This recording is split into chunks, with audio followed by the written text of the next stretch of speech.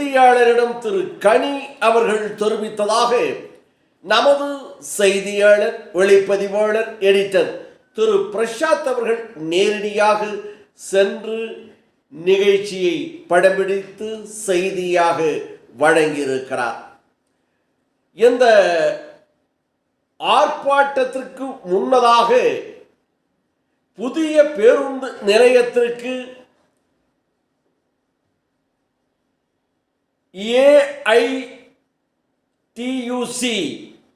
CTIU, LFF என்ற தொழிற்சங்க அமைப்பின் சார்பாக ஊர்வலம் நடைபெற்றது என்றும் இந்த அனைத்து தொழிற்சங்கத்தின் சார்பாக ஊர்வலம் பல்வேறு பகுதிகளிலே இருந்து நடைபெற்றது.